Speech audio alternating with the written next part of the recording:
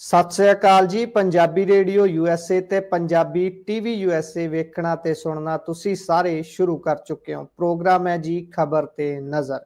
ਇਸ ਪ੍ਰੋਗਰਾਮ ਦੇ ਵਿੱਚ ਵੱਖ-ਵੱਖ ਖਬਰਾਂ ਜਿਹੜੀਆਂ ਪੰਜਾਬ ਭਾਰਤ ਦੇ ਨਾਲ ਸਰੋਕਾਰ ਰੱਖਦੀਆਂ ਨੇ ਉਹਨਾਂ ਦਾ ਵਿਸ਼ਲੇਸ਼ਣ ਕਰਨ ਦੇ ਲਈ ਸਾਡੇ ਨਾਲ ਵਿਸ਼ੇਸ਼ ਤੌਰ ਤੇ ਮੌਜੂਦ ਰਹਿੰਦੇ ਨੇ ਸੀਨੀਅਰ ਪੱਤਰਕਾਰ ਮਿੰਟੂ ਗੁਰਸਰੀਆ ਜੀ। ਉਹਨਾਂ ਦਾ ਸਵਾਗਤ ਕਰਦੇ ਹਾਂ ਤੇ ਫਿਰ ਇੱਕ-ਇੱਕ ਕਰਕੇ ਸਾਰੀਆਂ ਖਬਰਾਂ ਦਾ ਵਿਸ਼ਲੇਸ਼ਣ ਉਹਨਾਂ ਦੇ ਕੋਲੋਂ ਲਵਾਂਗੇ।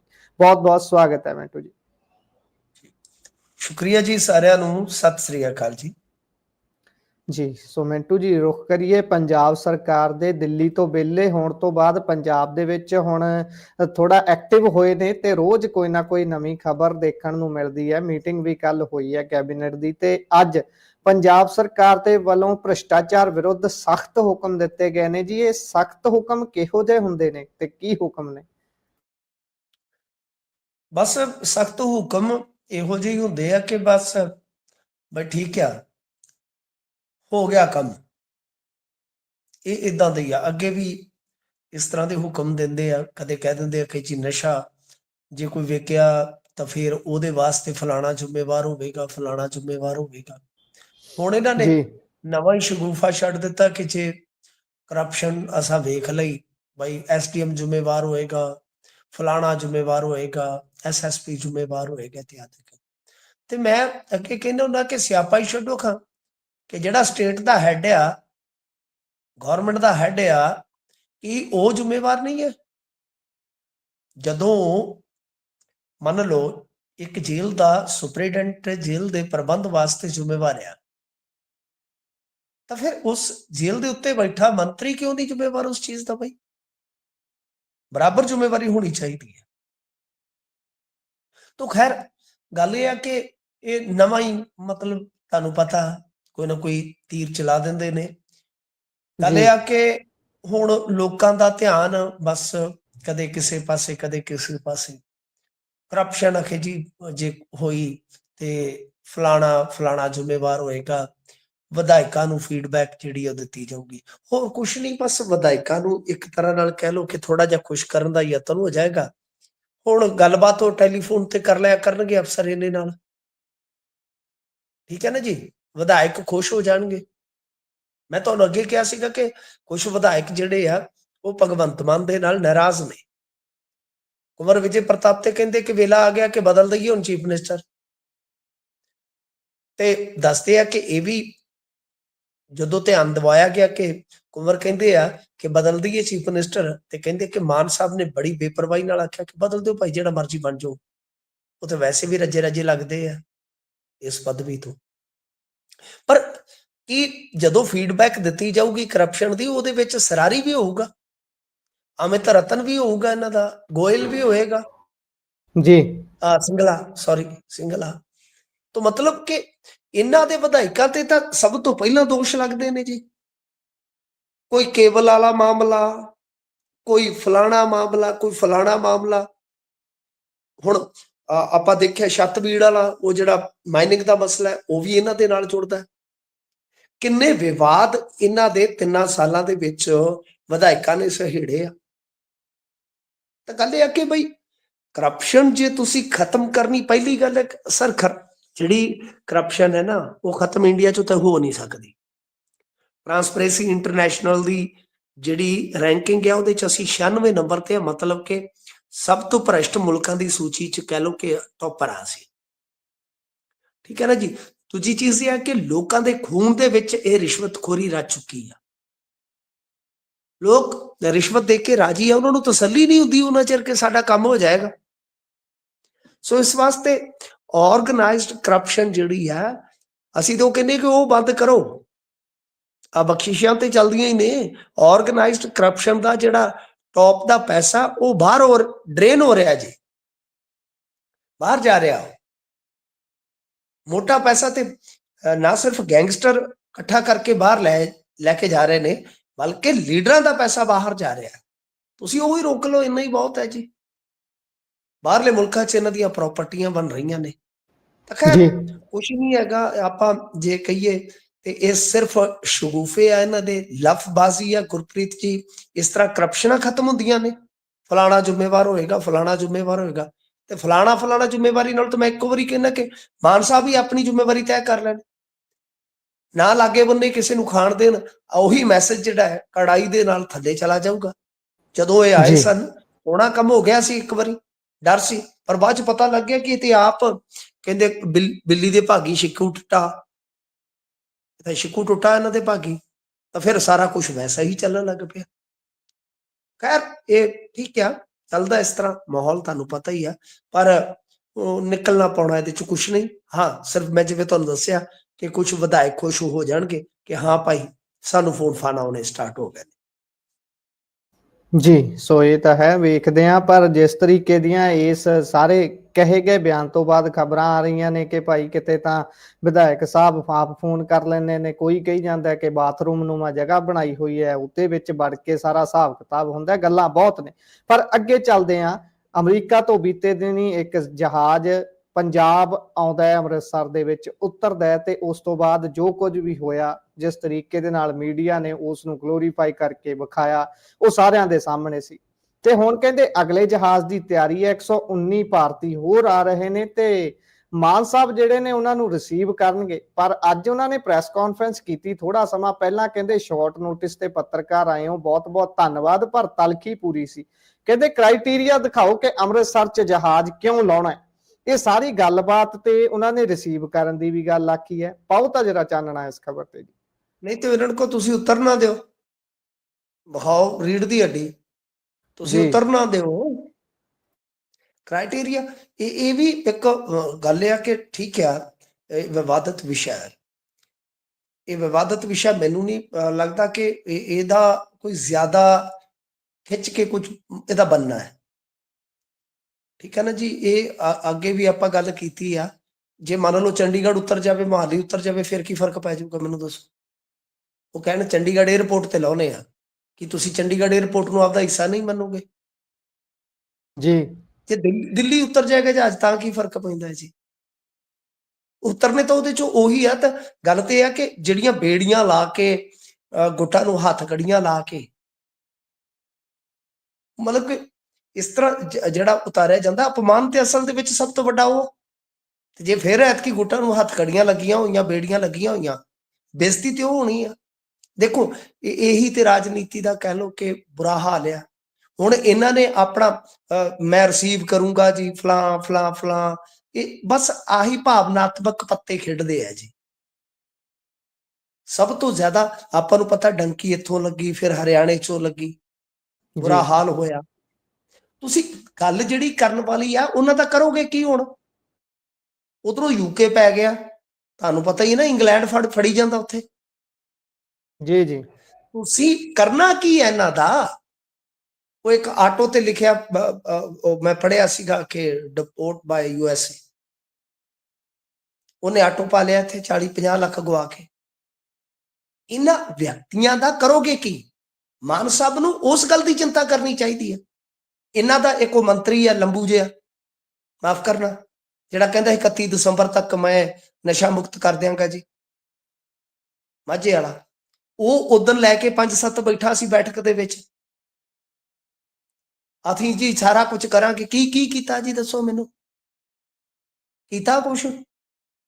ਮੈਂ ਰਿਸੀਵ ਕਰਕੇ ਕੀ ਹੋ ਜਾਊਗਾ ਜੀ।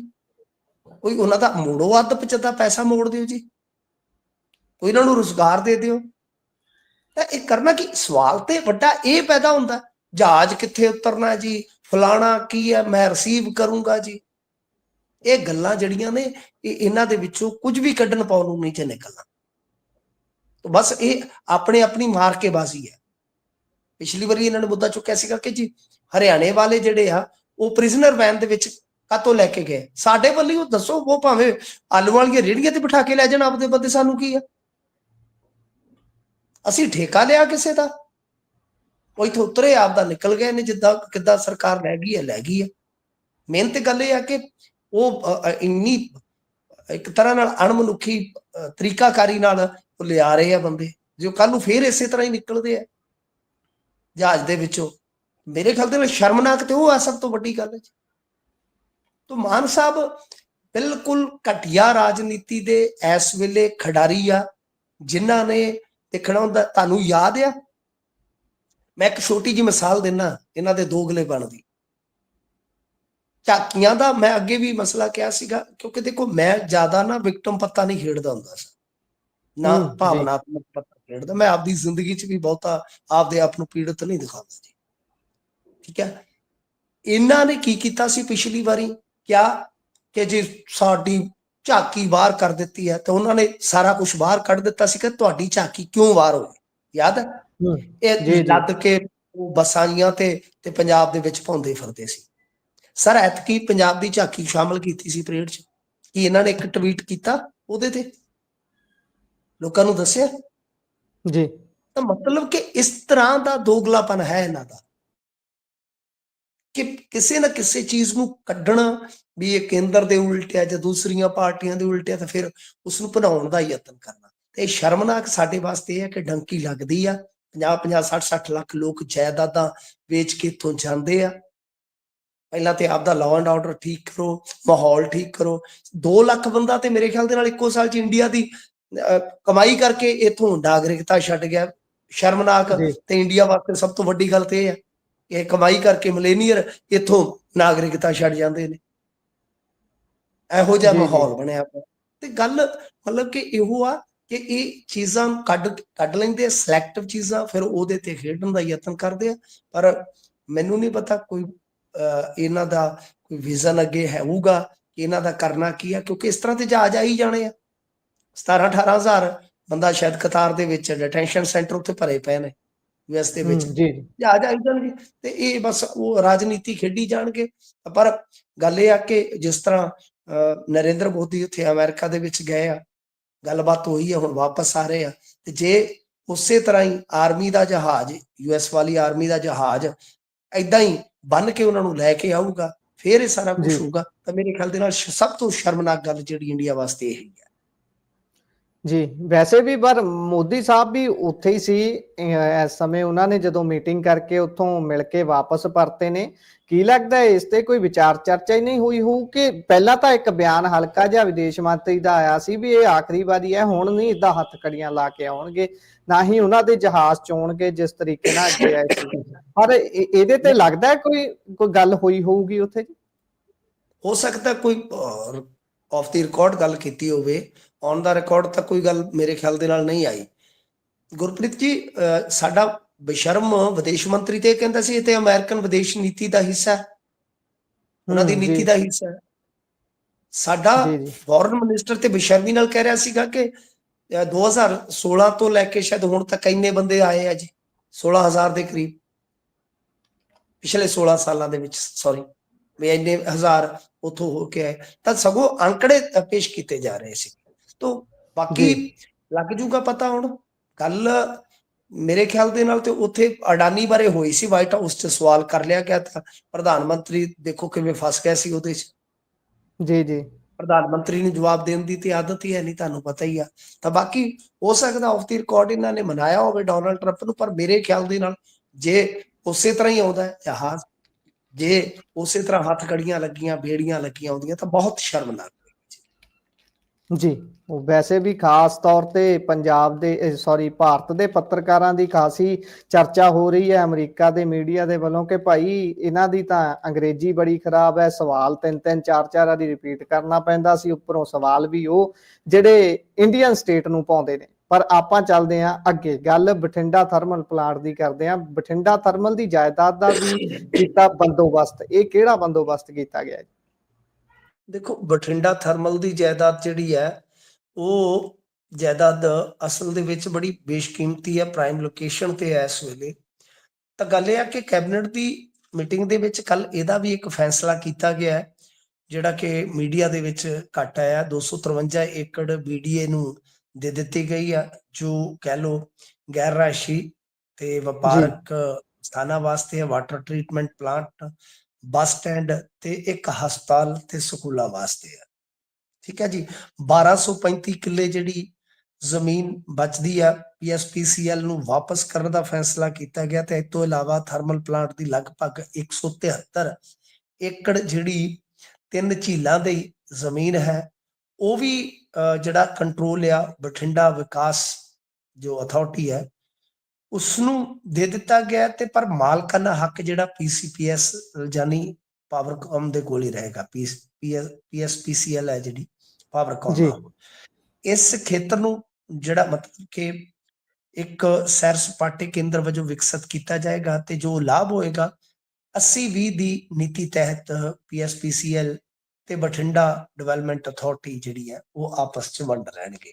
ਤਾਂ ਯਾਨੀ ਕੁੱਲ ਮਿਲਾ ਕੇ ਕਹਿ ਸਕਦੇ ਹਾਂ ਕਿ ਜਿਹੜੀ ਇਹ ਬਹੁਤ ਤਗੜੀ ਜ਼ਮੀਨ ਹੈ, ਹੁਣ ਇਹਨਾਂ ਨੇ ਫੈਸਲਾ ਕੀਤਾ, ਹਾਲਾਂਕਿ ਚਲੋ ਇਹਨਾਂ ਨੇ ਜ਼ਿਆਦਾ ਵੇਚੀ ਵੂਚੀ ਨਹੀਂ ਹੈ, 253 ਕਿੱਲੇ ਚ ਭਾਵੇਂ ਆ ਕਿ ਦੇਖੋ ਬਠਿੰਡੇ ਦਾ ਇੱਕ ਤੇ ਜਿਹੜਾ ਬੱਸ ਸਟੈਂਡ ਹੈ ਉਹ ਵਿਚਾਲੇ ਹੈ ਸ਼ਹਿਰ ਦੇ, ਟ੍ਰੈਫਿਕ ਦੀ ਬੜੀ ਸਮੱਸਿਆ ਰਹਿੰਦੀ ਹੈ। ਹੁਣ ਬਠਿੰਡਾ ਬਹੁਤ ਜ਼ਿਆਦਾ ਡਿਵੈਲਪ ਹੋ ਗਿਆ ਜੀ ਤਾਂ ਉਹ ਬਾਹਰ ਆ ਜਾਏਗਾ, ਯਾਨੀ ਇੱਧਰ ਸਾਡੇ ਮਲੋਟ ਵਾਲੀ ਰੋਡ ਤੇ ਹੀ ਆ ਜਾਏਗਾ। ਤਾਂ ਦੂਸਰੇ ਪਾਸੇ ਉੱਥੇ ਫਿਰ ਨਾਲ ਵਾਟਰ ਟ੍ਰੀਟਮੈਂਟ ਪਲਾਂਟ ਜਾਂ ਕੁਝ ਹੋਰ ਚੀਜ਼ਾਂ ਜਿਹੜੀਆਂ ਕਮਰਸ਼ੀਅਲ ਪੱਖ ਤੋਂ ਉਹ ਕੱਟ ਦਿੱਤੀਆਂ ਜਾਣਗੀਆਂ। ਪਰ 1235 ਕਿੱਲੇ ਜਿਹੜੀ ਜ਼ਮੀਨ ਆ ਉਹ ਵਾਪਸ ਪੀਐਸਪੀਸੀਐਲ ਕੋਲ ਚਲੇ ਜਾਏਗੀ ਉਹਦੀ ਮਾਲਕੀਅਤ, ਤੇ ਬਾਕੀ ਜਿਹੜੀਆਂ 3 ਝੀਲਾਂ ਲਗਭਗ ਪੌਣੇ 200 ਕਿੱਲਾ ਰਕਬਾ ਜਿਹੜਾ ਬਣਦਾ ਤਾਂ ਉਹ ਮਾਲਕੀਅਤ ਜਿਹੜੀ ਹੈ ਉਹ ਵੀ ਪੀਐਸਪੀਸੀਐਲ ਕੋਲ ਰਹੇਗੀ। ਤਾਂ ਜੀ ਇੰਨਾ ਕੁ ਸੁੱਖ ਦਾ ਸਾਹ ਜ਼ਰੂਰ ਲਿਆ ਜਾ ਸਕਦਾ ਹੈ ਕਿ ਝੀਲਾਂ ਹਾਲੇ ਬਰਕਰਾਰ ਰਹਿਣਗੀਆਂ, ਸੁੰਦਰਤਾ ਬਰਕਰਾਰ ਰਹੇਗੀ, ਪਰ ਹੌਲੀ ਹੌਲੀ ਜ਼ਮੀਨ ਜਿਹੜੀ ਆ ਉਹ ਦੂਜੇ ਕੰਮਾਂ ਵਾਸਤੇ ਵਰਤਣੀ ਤੇ ਸਟਾਰਟ ਹੋ ਗਈ ਹੈ ਜੀ।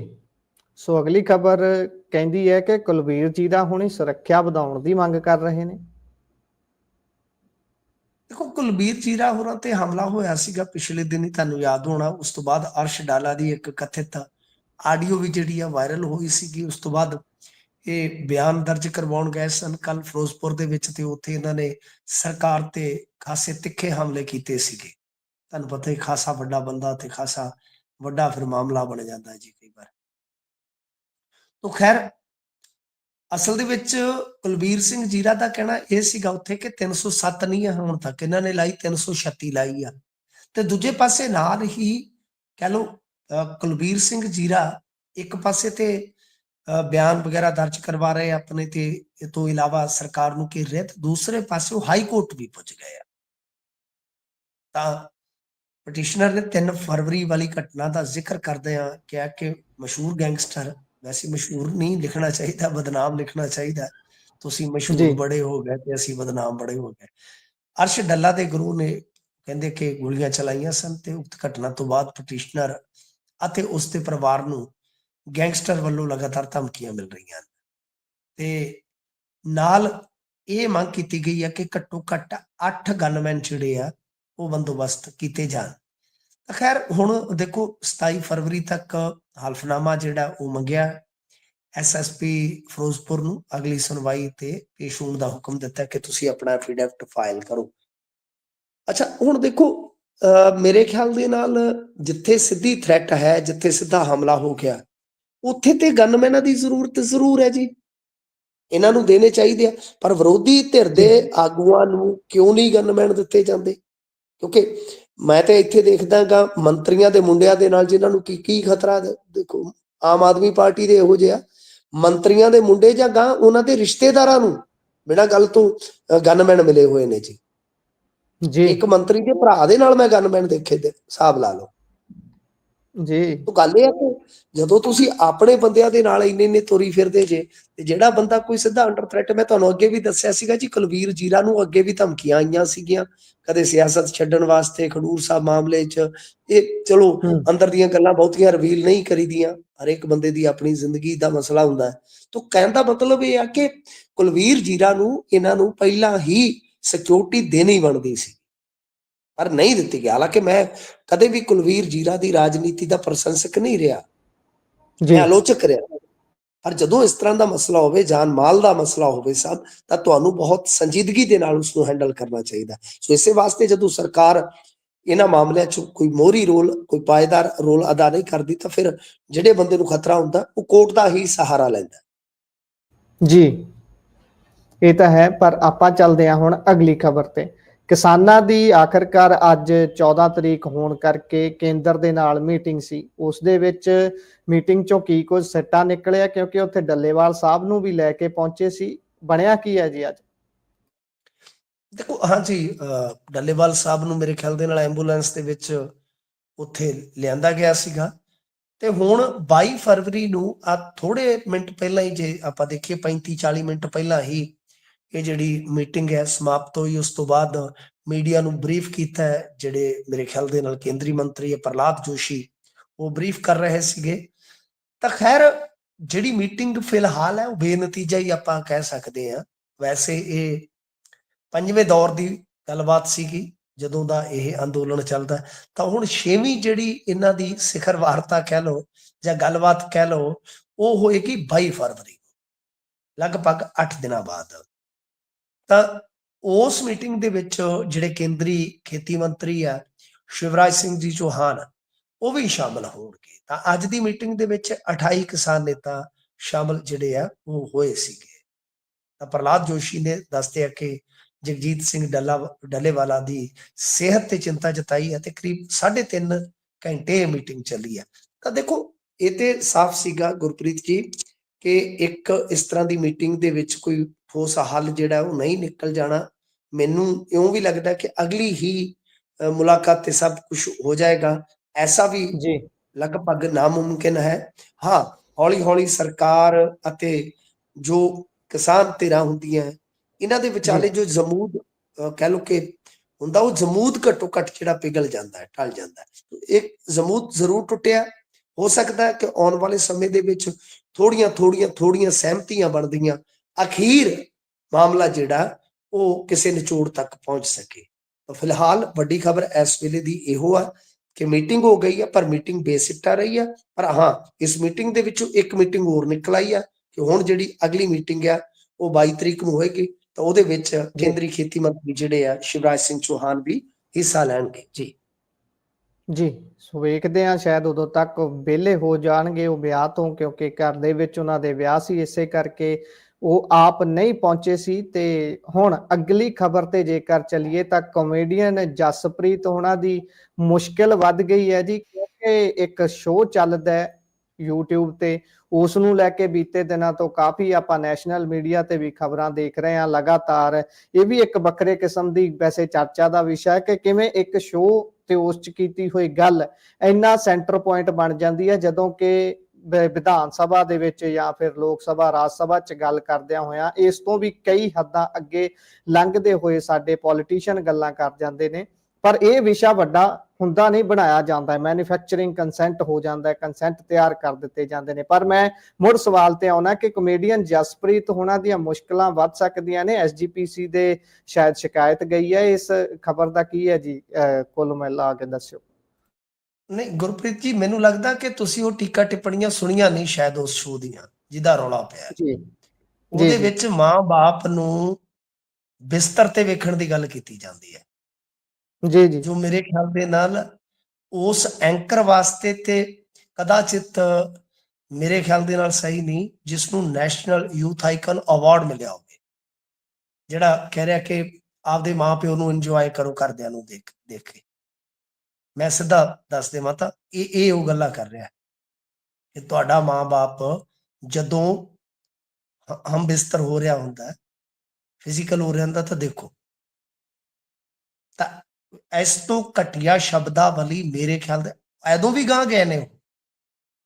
ਮੈਂ ਤਾਂ ਮਤਲਬ ਕਿ ਇੱਕ ਛੋਟਾ ਜਿਹਾ ਹਿੰਟ ਦਿੱਤਾ ਤੁਹਾਨੂੰ ਕਿ ਸ਼ਾਇਦ ਜੀ ਜੀ ਤੁਸੀਂ ਉਹ ਪੂਰਾ ਐਪੀਸੋਡ ਨਹੀਂ ਦੇਖਿਆ ਹੋਵੇਗਾ ਜਿਹੜਾ ਵਿਵਾਦਤ ਹੋਇਆ। ਜੀ ਪਰ ਗੱਲ ਇਹ ਹੈ ਕਿ ਠੀਕ ਹੈ, ਸਾਡੇ ਪੋਲੀਟੀਸ਼ੀਅਨ ਵੀ ਕਿਸੇ ਵੇਲੇ ਗਲਤ ਬੋਲਦੇ ਨੇ, ਉਹਨਾਂ ਦੀ ਆਲੋਚਨਾ ਵੀ ਹੁੰਦੀ, ਪਰ ਅਸੀਂ ਪੋਲੀਟੀਸ਼ੀਅਨ ਦਾ ਮੁਕਾਬਲਾ ਕਰਕੇ ਕੀ ਸਿੱਧ ਕਰਾਂਗੇ? ਸਾਨੂੰ ਆਪਣੇ ਹੁਣ ਜੇ ਅਸੀਂ ਕੁਝ ਏਦਾਂ ਦਾ ਮਾਈਕ ਤੇ ਗਾਲਾਂ ਕੱਢਣੀਆਂ ਸਟਾਰਟ ਕਰ ਦਈਏ ਕਿ ਸਾਡੇ ਪੋਲੀਟੀਸ਼ੀਅਨ ਵੀ ਕੱਢਦੇ ਨੇ, ਤਾਂ ਮੇਰੇ ਖਿਆਲ ਦੇ ਨਾਲ ਉਹ ਫਰਕ ਪੜ ਜਾਏਗਾ। ਸੋ ਇਹ ਰੌਲਾ ਇਸ ਕਰਕੇ ਪਿਆ ਕਿ ਬਈ ਤੁਸੀਂ ਕੋਈ ਹੱਦ ਬੰਨਣਾ ਛੱਡੋਗੇ। ਜੀ ਤਾਂ ਕਹਿਣ ਦਾ ਭਾਵ ਇਹ ਆ ਕਿ ਦੇਖੋ, ਬੋਲਣ ਦੀ ਆਜ਼ਾਦੀ ਆਪਣੀ ਜਗ੍ਹਾ ਹੈ, ਪਰ ਗੱਲ ਇਹ ਆ ਕਿ ਸਾਡੇ ਬੰਦੇ ਨਾ ਇੱਕੋ ਚੀਜ਼ ਦੇਖਦੇ ਆ, ਰਾਈਟਸ ਦੇ ਨਾਲ ਰਿਸਪੌਂਸਿਬਿਲਿਟੀ ਹੁੰਦੀ ਹੈ ਸਰ, ਬੋਲਣ ਦੀ ਆਜ਼ਾਦੀ ਦੇ ਨਾਲ ਜ਼ਿੰਮੇਵਾਰੀਆਂ ਹੁੰਦੀਆਂ। ਭਾਰਤ ਦੇ ਸੰਵਿਧਾਨ ਦੇ ਵਿੱਚ ਇਹ ਹੈ ਕਿ ਤੁਸੀਂ ਅਸ਼ਲੀਲਤਾ ਨਹੀਂ ਫੈਲਾ ਸਕਦੇ, ਤਾਂ ਇਸੇ ਕਰਕੇ ਹੁਣ ਉਹਨਾਂ ਨੂੰ ਸੁਪਰੀਮ ਕੋਰਟ ਨੇ ਵੀ ਰਾਹਤ ਨਹੀਂ ਦਿੱਤੀ, ਰਣਵੀਰ ਇਲਾਹਾਬਾਦੀਏ ਨੂੰ, ਸਮਾ ਰੈਨਾ ਨੂੰ। ਤਾਂ ਇਹ ਕੁਝ ਸਾਡੇ, ਮੈਂ ਤਾਂ ਬਿਲਕੁਲ ਖੁਸ਼ ਹਾਂ ਜੀ ਇਸ ਚੀਜ਼ ਦੇ ਵਿੱਚ। ਆ 3-4 ਹੈਗੇ ਨੇ, ਇੱਕ ਕੁੜੀ ਵੀ ਹੈ ਪੰਜਾਬਣ, ਇਹ ਉਹ ਗੰਦ ਬਕਦੇ ਨੇ ਤੇ ਪੰਜਾਬੀਆਂ ਬਾਰੇ ਲਾ ਲਾ ਕੇ ਗੱਲਾਂ ਕਰਦੇ ਨੇ ਕਿ ਗੱਲਾਂ ਹੀ ਛੱਡ ਜੀ। ਮਤਲਬ ਕਿ ਤੇ ਇੱਕ ਬੰਦੇ ਨੂੰ ਮੈਂ ਦੇਖਿਆ, ਮੈਂ ਹੈਰਾਨ ਰਹਿ ਗਿਆ ਕਿ ਇੱਕ ਪੋਡਕਾਸਟ 'ਚ ਉਹ ਗਿਆਨਵਾਦੀ ਬਣਿਆ ਪਿਆ, ਉਹ ਯਾਰੀਆਂ ਤੇ ਜੀ। ਦੇ ਰਿਹਾ ਸਭ। ਤੇ ਮੈਂ ਕਿਹਾ ਸਭ ਤੋਂ ਫੌੜ ਕਮੇਡੀ ਇਹ ਬੰਦਾ ਕਰਦਾ। ਔਰ ਪੰਜਾਬੀਆਂ ਬਾਰੇ ਮੈਂ ਕੀ ਤੁਹਾਨੂੰ ਦੱਸਾਂ, ਇਹ ਤੇ ਇੱਕ 'ਚ ਦੱਸ ਰਿਹਾ ਸੀ ਕਿ ਮੇਰੇ ਪਿੱਛੇ ਪੰਜਾਬੀ ਲੱਗ ਗਿਆ ਆ ਕੇ, ਹੁਣ ਅਗਾਂਹ ਮੈਂ ਕੀ ਬੋਲਾਂ। ਇਹ ਜਿਹੜੀ ਫੌੜ ਬਾਜ਼ੀ ਚੱਲਦੀ ਪਈ ਹੈ ਨਾ ਸਟੈਂਡ ਅਪ ਕਮੇਡੀ ਦੇ ਨਾਮ ਤੇ ਸਰ, ਜਾਂ ਇਦਾਂ ਦੇ ਸ਼ੋਆਂ ਦੇ ਨਾਮ ਤੇ, ਮੇਰੇ ਖਿਆਲ ਦੇ ਨਾਲ ਇਹ ਤੈਅ ਕਰਨ ਦਾ ਵੇਲਾ ਆ ਗਿਆ ਹੈ ਕਿ ਬੋਲਣ ਦੀ ਆਜ਼ਾਦੀ ਠੀਕ ਆ, ਕਲਾ ਨੂੰ ਚਾਹੀਦੀ ਆ, ਮੈਂ ਉਸ ਹੱਕ ਦੇ ਵਿੱਚ ਆ, ਪਰੰਤੂ ਕਿੱਥੋਂ ਕੁ ਤੱਕ ਗੰਦ ਕੋਈ ਬਰਦਾਸ਼ਤ ਕਰ ਸਕਦਾ। ਤਾਂ ਤੁਸੀਂ ਤਾਂ ਹੁਣ ਮਾਂ ਪਿਓ ਤੱਕ ਹੀ ਪਹੁੰਚ ਗਏ, ਤਾਂ ਤੁਹਾਡੀ ਕੋਈ ਮੋਰਲ ਰਿਸਪੌਂਸਿਬਿਲਿਟੀ ਵੀ ਹੁੰਦੀ ਹੈ ਨਾ ਜੀ। ਸੋ ਇਸ ਵਾਸਤੇ ਹੁਣ ਇਹਦੀ ਜਿਹੜੀ ਇੱਕ ਸ਼ਿਕਾਇਤ ਜਸਪ੍ਰੀਤ ਸਿੰਘ ਦੀ ਹੋਈ ਹੈ ਐਸਜੀਪੀਸੀ ਨੂੰ, ਸ਼ਾਇਦ ਪੰਡਿਤ ਧਰੇਨਵਰ ਰਾਓ ਨੇ ਕੀਤੀ ਆ, ਮੇਰੇ ਖਿਆਲ ਦੇ ਨਾਲ ਆਪਣੇ ਆਪ ਦੇਖੋ, ਮੈਂ ਇੱਕ ਚੀਜ਼ ਕਹੂੰਗਾ, ਕਮੇਡੀ ਜਿੰਨੀ ਸਾਫ਼ ਸੁਥਰੀ ਕਮੇਡੀ ਭਗਵੰਤ ਮਾਨ ਨੇ ਕੀਤੀ ਹੈ, ਮੇਰੇ ਖਿਆਲ ਦੇ ਨਾਲ ਸ਼ਾਇਦ ਹੀ ਕਿਸੇ ਨੇ ਕੀਤੀ ਹੋਏਗੀ ਜੀ। ਭਗਵੰਤ ਮਾਨ ਨੇ ਸਿਆਸਤ ਤੇ ਕਟਾਕਸ਼ ਕੀਤੀ ਹੈ, ਕਰੈਕਟਰ ਮਤਲਬ ਕਿ ਤਗੜੇ ਬੁਣੇ ਆ, ਅਮਲੀ ਦਾ ਕਰੈਕਟਰ, ਫਲਾਣੇ ਦਾ ਕਰੈਕਟਰ, ਮਤਲਬ ਕਮੇਡੀ ਦੇ ਵਿੱਚ ਫੌੜ ਪੁਣਾ ਨਹੀਂ ਲਿਆਂਦਾ ਇਹਨਾਂ ਨੇ। ਚਾਹੇ ਰਾਣਾ ਰਣਵੀਰ ਸੀਗਾ, ਇਹ ਅਬੀਨੂ ਢਿੱਲੋਂ ਸੀਗੇ, ਮਤਲਬ ਕਿ ਜ਼ਿਆਦਾ ਫੌੜ ਪੁਣਾ ਨਹੀਂ, ਸਾਫ਼ ਸੁਥਰੀ ਕਮੇਡੀ ਇੱਕ ਹੈ। ਪਾਕਿਸਤਾਨ ਦੇ ਵਿੱਚ ਵੀ ਕੁਝ ਹੈ ਲੋਕ ਐਸੇ ਹੈਗੇ ਆ ਜਿਹੜੇ ਬੜੀ ਫੌੜ ਕਮੇਡੀ ਕਰਦੇ ਆ। ਤਾਂ ਖੈਰ ਇਹ ਹੁਣ ਚੂੜੀ ਸਾਰਿਆਂ ਦੀ ਕੱਸੀ ਜਾਊਗੀ। ਕਪਿਲ ਦੀਆਂ ਵੀ ਕੁਝ ਵੀਡੀਓਜ਼ ਜਿਹੜੀਆਂ ਨਿਕਲ ਰਹੀਆਂ ਨੇ ਕਿ ਇਹ ਵੀ ਬੰਦਾ ਬਹੁਤ ਗੰਦ ਪਾਉਂਦਾ। ਮੇਰੇ ਖਿਆਲ ਦੇ ਨਾਲ ਇਹ ਨਹੀਂ, ਰੈਪਰ ਇੱਥੇ ਬਹੁਤ ਗੰਦ ਪਾਉਂਦੇ ਆ, ਬਹੁਤ ਗੰਦ ਪਾਉਂਦੇ, ਸਿੱਧੀਆਂ ਗਾਲਾਂ ਕੱਢਣੀਆਂ ਸਟਾਰਟ ਕਰ ਦਿੱਤੀਆਂ ਸਿੰਗਰਾਂ ਨੇ। ਇਹ ਸਾਰਾ ਕੁਝ ਮੇਰੇ ਖਿਆਲ ਦੇ ਨਾਲ ਅਸੀਂ ਖੁੱਲੇ ਰੂਪ ਦੇ ਵਿੱਚ ਜਾਂ ਤਾਂ ਕਹਿ ਦਈਏ ਕਿ ਜੋ ਮਰਜ਼ੀ ਬੋਲੋ ਬਈ, ਤਾਂ ਫਿਰ ਜੋ ਮਰਜ਼ੀ ਦੇ ਵਿੱਚ ਤੇ ਤੁਹਾਨੂੰ ਪਤਾ ਹੀ ਹੈ, ਫਿਰ ਕਿਸੇ ਮੌਕੇ ਤੇ ਜਾ ਕੇ ਸਾਨੂੰ ਵੀ ਲੱਗੇਗੀ ਤਾਂ ਫਿਰ ਪੀਣਾ ਪਊਗਾ। ਤੇ ਜਾਂ ਕੋਈ ਹੱਦ ਤੈਅ ਕੀਤੀ ਜਾਣੀ ਚਾਹੀਦੀ ਹੈ ਕਿ ਬੋਲਣ ਦੀ ਆਜ਼ਾਦੀ ਠੀਕ ਹੈ, ਕਲਾ ਦੀ ਆਜ਼ਾਦੀ ਠੀਕ ਹੈ, ਪਰੰਤੂ ਇੱਕ ਲਿਮਿਟ ਜਿਹੜੀ ਹੈ ਉਹ ਕ੍ਰਾਸ ਨਾ ਹੋ ਜੀ। ਸੋ ਹੱਦਬੰਦੀ ਤਾਂ ਜ਼ਰੂਰ ਇਸ ਤੇ ਤੈਅ ਹੋਣੀ ਚਾਹੀਦੀ ਹੈ, ਜਿਸ ਤਰੀਕੇ ਨਾਲ ਤੁਸੀਂ ਜ਼ਿਕਰ ਕੀਤਾ ਹੈ ਕਿ ਜੇਕਰ ਤੁਹਾਨੂੰ ਆਜ਼ਾਦੀ ਹੈ ਬੋਲਣ ਦੀ ਤਾਂ ਉਹਦੇ ਨਾਲ ਕੁਝ ਮੋਰਲ ਡਿਊਟੀਜ਼ ਵੀ ਨੇ, ਉਹ ਵੀ ਤੁਸੀਂ ਸਮਝਣੀਆਂ ਹੁੰਦੀਆਂ। ਇਸ ਤਰੀਕੇ ਨਾਲ ਤੁਸੀਂ ਜਦੋਂ ਬਿਲਕੁਲ ਹੀ ਗਿਰ ਜਾਓਗੇ ਸਿਰਫ ਇਸ ਕਰਕੇ ਕਿ ਤੁਹਾਡੇ ਸ਼ੋਜ਼ ਨੂੰ ਵਿਊ ਚੰਗੇ ਆਉਣ, ਤੁਸੀਂ ਪੈਸੇ ਵੱਧ ਕਮਾ ਸਕੋ, ਤੁਹਾਨੂੰ ਹੋਰ ਸਪਾਂਸਰਸ਼ਿਪਸ ਆਉਣ, ਇਹ ਬਹੁਤ ਗਲਤ ਹੈ। ਪਰ ਮੈਂ ਜਿਹੜਾ ਜ਼ਿਕਰ ਕਰ ਰਿਹਾ ਸੀ, ਮੈਂ ਚਾਹੁੰਦਾ 30 ਸੈਕਿੰਡ ਦੇ ਵਿੱਚ ਮੈਂ ਉਹ ਵੀ ਦੱਸ ਦਿਆਂ ਕਿ ਬਹੁਤ ਜ਼ਿਆਦਾ ਪਬਲਿਸਾਈਜ਼ ਕੀਤਾ ਜਾ ਰਿਹਾ ਇਸ ਵਿਸ਼ੇ ਨੂੰ। ਹੋਰ ਵੀ ਬਹੁਤ ਸਾਰੇ ਇੰਪੋਰਟੈਂਟ ਮੁੱਦੇ ਹੁੰਦੇ ਨੇ, ਜਿਸ ਤਰੀਕੇ ਦੇ ਨਾਲ ਹੁਣ ਮਨੀਪੁਰ ਦੇ ਵਿੱਚ ਲਾ ਦਿੱਤਾ ਗਿਆ ਰਾਸ਼ਟਰਪਤੀ ਰਾਜ, ਉਸ ਦੀ ਗੱਲ ਹੋਣੀ ਚਾਹੀਦੀ ਸੀ। ਪੰਜਾਬ ਦੇ ਜਾਂ ਦੇਸ਼ ਦੇ ਪਾਣੀਆਂ ਦੇ ਵਿੱਚ ਕਿਸ ਤਰੀਕੇ ਦਾ ਗੰਧਲੇ ਕੈਮੀਕਲ ਆ ਰਹੇ ਨੇ, ਬਹੁਤ ਵਾਤਾਵਰਨ ਖਰਾਬ ਹੋ ਰਿਹਾ, ਪਰ ਉਹਦੇ ਤੇ ਵੱਧ ਸਮਾਂ ਲਾਉਣ ਨਾਲੋਂ ਇਸੇ ਮੁੱਦੇ ਨੂੰ 3-4 ਦਿਨ ਤੋਂ ਲਗਾਤਾਰ ਖਿੱਚਿਆ ਜਾ ਰਿਹਾ। ਮੈਂ ਉਸ ਵਿਸ਼ੇ ਦੇ ਨਾਲ ਆਪਾਂ ਗੱਲ ਤੋਰੀ ਸੀ, ਪਰ ਹੁਣ ਆਪਾਂ ਅੱਗੇ ਚੱਲਦੇ ਹਾਂ। ਕਹਿੰਦੇ ਬਾਬਾ ਜੀ ਨੇ ਇੱਧਰ ਬਾਬਾ ਲੱਖਾ ਸਿੰਘ ਦੀ ਕਾਰ ਹੈ ਤੇ ਉਹਨਾਂ ਦੇ ਨਾਲ ਟੱਕਰ ਹੋ ਕੇ ਪਤੀ ਪਤਨੀ ਦੀ ਮੌਤ ਹੋ ਗਈ ਹੈ ਜੀ। ਹਾਂਜੀ, ਦੱਸਦੇ ਆ ਕਿ ਇਹ ਮੋਗੇ ਦੇ ਵਿੱਚ ਹਾਦਸਾ ਹੋਇਆ। ਤਾਂ ਨਾਨਕਸਰ ਕਲੇਰਾਂ ਵਾਲੇ ਜਿਹੜੇ ਬਾਬਾ ਲੱਖਾ ਸਿੰਘ ਆ ਅਕਸਰ ਚਰਚਾ 'ਚ ਰਹਿੰਦੇ ਆ, ਤੇ ਦੱਸਦੇ ਆ ਕਿ ਇਹਨਾਂ ਦੀ ਗੱਡੀ ਦੀ ਟੱਕਰ ਹੋਈ ਹੈ ਐਕਟਿਵਾ ਦੇ ਨਾਲ, ਤੇ ਪਤੀ ਪਤਨੀ ਸਵਾਰ ਜਿਹੜੇ ਸੀਗੇ ਉਹਨਾਂ ਦੀ ਮੌਤ ਹੋ ਗਈ ਹੈ। ਦੁਖਦ ਖਬਰ ਹੈ ਜੀ। ਤੇ ਦੱਸਦੇ ਆ ਕਿ ਕਾਫੀ ਇਕੱਠ ਵੀ ਹੋਇਆ। ਮੇਰੇ ਖਿਆਲ ਦੇ ਨਾਲ ਦੇਖੋ, ਇਹ ਲੀਡਰਾਂ ਦੀਆਂ ਗੱਡੀਆਂ, ਸਾਧਾਂ ਦੀਆਂ ਗੱਡੀਆਂ, ਇਹ ਤੁਹਾਨੂੰ ਪਤਾ ਹੀ ਜ਼ਿਆਦਾਤਰ ਮੌਕਿਆਂ ਤੇ ਆਪਾਂ ਦੇਖਦੇ ਆ ਨਾ, ਇੱਕ ਤਾਂ ਤੇਜ਼ ਰਫ਼ਤਾਰ ਬਹੁਤ ਹੁੰਦੀ ਆ, ਲੀਡਰਾਂ ਦੀਆਂ ਗੱਡੀਆਂ ਨਾਲ ਵੀ ਹਾਦਸੇ। ਹਾਂਜੀ, ਕਿਉਂਕਿ ਕਾਹਲੀ ਹੁੰਦੀ ਹੈ ਇੱਕ ਥਾਂ ਤੋਂ ਦੂਜੇ ਥਾਂ ਤੇ ਪੁੱਜਣ ਦੀ, ਟਾਈਮ ਫਿਕਸ ਹੁੰਦੇ ਨੇ। ਇਹ ਚੀਜ਼ ਹੋਈ ਆ ਤਾਂ ਮੰਦਭਾਗੀ ਗੱਲ ਹੈ ਜੀ, ਐਸਾ ਨਹੀਂ ਹੋਣਾ ਚਾਹੀਦਾ। ਸਪੀਡ ਜਿਹੜੀ ਆ ਉਹ ਲਿਮਟ ਦੇ ਵਿੱਚ ਰੱਖੋ। ਪਰ ਇਹ ਦੱਸਦੇ ਆ ਕਿ ਜਿਹੜੀ ਲਵਪ੍ਰੀਤ ਕੌਰ ਸੀਗੀ ਉਹ ਗਰਭਵਤੀ ਵੀ ਸੀ ਅਨਫੋਰਚੂਨੇਟਲੀ। ਦੇਖੋ, ਇਹ ਵੀ ਇੱਕ ਬਹੁਤ ਜ਼ੁਲਮ ਵਾਲੀ ਗੱਲ ਹੋ ਗਈ ਜੀ। ਬੇहद ਮੰਦਭਾਗੀ ਗੱਲ ਹੈ ਜੇ ਅਜਿਹਾ ਹੋਇਆ, ਤੇ ਬਹੁਤ ਧਿਆਨ ਨਾਲ, ਜੇਕਰ ਕੋਈ ਇੰਪੋਰਟੈਂਟ ਵਿਅਕਤੀ ਹੈ, ਇੰਪੋਰਟੈਂਟ ਵਿਅਕਤੀ ਤਾਂ ਵਿਦੇਸ਼ਾਂ ਦੇ ਵਿੱਚ ਵੀ ਬਹੁਤ ਨੇ, ਪਰ ਅਸੀਂ ਉਹਨਾਂ ਨੂੰ ਜਦੋਂ ਦੇਖਦੇ ਹਾਂ, ਉਹਨਾਂ ਦਾ ਦੇਖਦੇ ਹਾਂ ਵਿਚਰਨ ਦਾ ਤਰੀਕਾ, ਤਾਂ ਉਹ ਬਹੁਤ ਹੀ ਸਧਾਰਨ ਹੈ।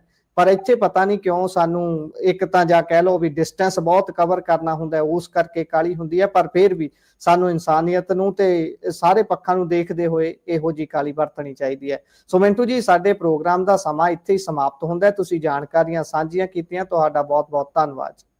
ਧੰਨਵਾਦ ਜੀ। ਸੋ ਇਹ ਸਨ ਜੀ ਸਾਡੇ ਨਾਲ ਮਿੰਟੂ ਗੁਰਸਰੀਆ, ਜਿਨ੍ਹਾਂ ਨੇ ਵੱਖ-ਵੱਖ ਖਬਰਾਂ ਦੇ ਉੱਪਰ ਆਪਣਾ ਵਿਸ਼ਲੇਸ਼ਣ ਦਿੱਤਾ ਹੈ। ਤੁਹਾਨੂੰ ਪ੍ਰੋਗਰਾਮ ਖਬਰ ਤੇ ਨਜ਼ਰ ਕਿਹੋ ਜਿਹਾ ਲੱਗਿਆ? ਤੁਸੀਂ ਆਪਣੇ ਵਿਚਾਰ ਰਾਏ ਟਿੱਪਣੀਆਂ ਸਾਡੇ ਨਾਲ ਸੱਭਿਅਕ ਭਾਸ਼ਾ ਦੇ ਵਿੱਚ ਪੰਜਾਬੀ ਰੇਡੀਓ USA ਤੇ Punjabi TV USA social media platforms ਦੇ ਜ਼ਰੀਏ ਸਾਡੇ ਨਾਲ ਕਮੈਂਟ ਬਾਕਸ 'ਚ ਸਾਂਝੇ ਕਰ ਸਕਦੇ ਹੋ। ਜੁੜੇ ਰਹੋ ਪੰਜਾਬੀ ਰੇਡੀਓ ਤੇ ਪੰਜਾਬੀ TV USA ਦੇ ਨਾਲ।